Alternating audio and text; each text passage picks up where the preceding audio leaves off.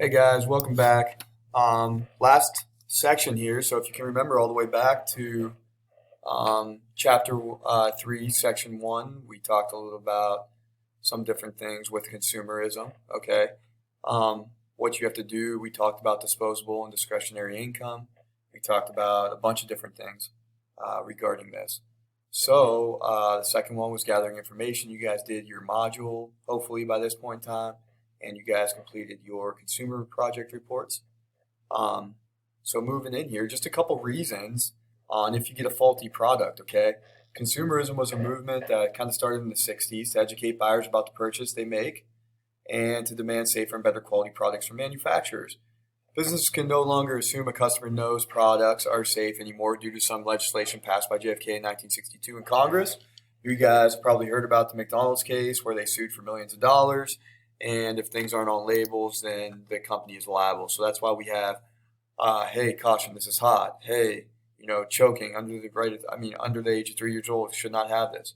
So when JFK established in 1962, it was pretty simple: the right to safety, the right to be informed, the right to choose, the right to be heard. So look on page 77 and explain what each of these mean. If you want to go to chapter 3, section 3 in the book and the link on the top of the page, you can. I'm going to go there in a little bit here, but Nixon later adds the right to a redress, the ability to obtain from manufacturers adequate payment in money or goods for financial or physical damages caused by their product.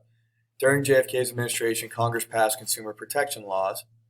Okay, and they have a couple things involved in these laws, and one of them is why you can complain. But there is a way to complain. I'm sure some of you have seen in the past people going to stores, going crazy, trying to get a refund on something. You may have done it, or your parents or your family member may have done it before. Everybody gets a little heated. I swear and I promise to you, if you take these steps and you do the right thing, you will, the majority of the time, through the business, be able to get some kind of refund or the product back. Okay, that broke. Unless you're liable. Okay. So, customers dissatisfied with a specific product can complain to the store manager or the manufacturer of the product. It's a little harder to complain if you're buying it offline. So sometimes it's a little better to buy big purchases through the store. Okay, you can take the case to a small claims court if necessary. Example: suing McDonald's for hot coffee, burning you, etc. So, what are the responsibilities a consumer must take if there is a problem with the product? So, let's just zip here to I have up here on page 78. You guys can go to this. So consumer responsibilities, as you can see here, go as is. Number one, all right. If you get to a point where you don't like the product or the product is faulty, now you have to do your part. You just can't return everything after you've used it. Okay, that is illegal. But if your product is faulty and you buy it and it's a good product and you spend a lot of money, and you have the receipt and everything is good, you should be able to return it. But if they don't let you, some of these things can't help you. So number one, report the problem immediately. If you got a tractor and something broke on your tractor, report it immediately. Do not try to fix a product yourself because doing so may cancel the warranty. So if my tractor breaks and I try to go in and fix my new tractor, it's done. Okay, you've worked on it. Don't try to do that. Okay, complain using these steps first to see if you can get a refund or a new tractor before anything happens. Number two, state the problem and suggest a fair and just solution, replacement, refund, etc. etc. Some people will go as far and they'll complain, say, hey, I want this whole thing refunded and I want, $200 extra because of my troubles. And that's not going to work. All right. If you're complaining about something, a fair and just solution or replacement or refund for the product of what you paid on it is just. Anything beyond that is not just. I hope you guys can understand that when you're complaining. Number three, include important details and copies of receipts, guarantees, and contracts to support your case. If you're buying something, go back to the buying principle. Something is worth, okay, however much expensive it is, that's the time or amount you should put into it. That's a rational choice. Now, if you don't think that it's a rational choice or just to try to get your money back on something, so figure out what that price is. So maybe like my thing is like if I buy something over $100, usually I will save the receipt. It will go into a receipt drawer in my house or a bin or something along those lines where you can put expensive receipts in. Anything over 100, Therefore, you have the saved receipts. Now, majority of the time, your warranty may expire after 3 months, or the return policy may expire after 3 months. I actually returned a vacuum 2 months and 29 days. It was 1 day from expiring, and I saved the receipt in the box, and I was able to get a full refund and get a new vacuum on it. So that's how important it is.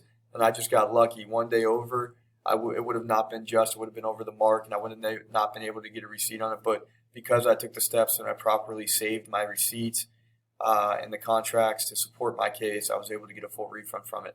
Number 4, describe any action you have taken to try to correct the problem. Write down things, okay, who you've called. A big thing is number 5, okay, like I said, keep an accurate record of your efforts to get the problem solved.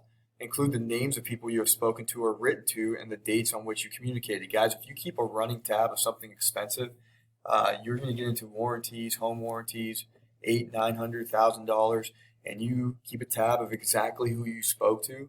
Ask them their names and write it down, and a number where you can get back to them. If you have their names and the date you spoke and for how long you spoke on the phone to them when you're dealing with Verizon or anything along those lines, that makes that person liable. So now they will try to help you even more than what they've already tried to help you because you have their name, you have their information. That was one of the greatest pieces of advice I got when trying to get a just solution for the problem that needed to be solved.